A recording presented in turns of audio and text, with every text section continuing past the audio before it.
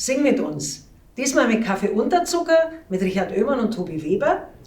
Die beiden haben mich eindringlich darauf hingewiesen, ich sollte nicht so wahnsinnig viel labern. Kinder mögen das nicht, mögen nicht diesen Erwachsenenschmarrn, diese Erklärungen und das Rumgelabere. Gut, ich halte mich dran, mach's ganz kurz. Die beiden nennen das, was sie machen, Musik für die humorbegabte Familie.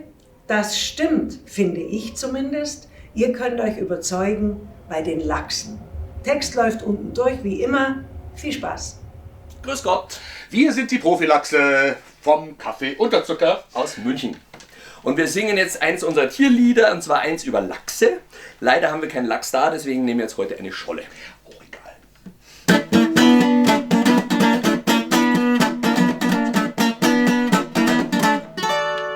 Der Papst trägt schon sein schönstes Kleid, die Menge draußen tobt. Gleich muss er raus auf den Balkon, dann wird der Herr gelobt. Bevor ihm wer die Tür aufmacht und alle Schäfchen schreien, wird lieber nochmal nachgedacht. Da fällt ihm etwas ein. Er macht die Bieselprophylaxe, die Bieselprophylaxe. Bieselprophylaxe heißt, geh nochmal schnell aufs Klo. Bieselprophylaxe, denn dann drückt's nachher nicht so. Sei kein Dofi, mach die Bieselprophylaxe. Sei ein Profi, wie die Bieselprophylaxe. Gut getimtes Bieseln ist eine Frage des Geschmacks. Biesel wie ein Profi, sei ein Prophylax.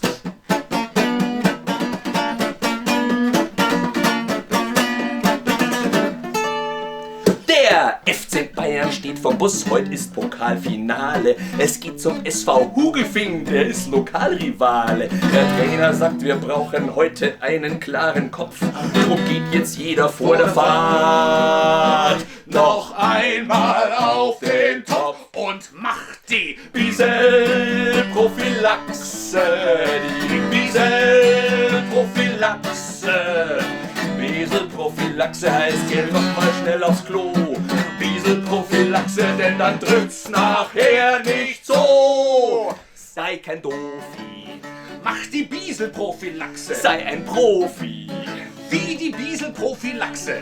Gut getimtes Bieseln ist eine Frage des Geschmacks.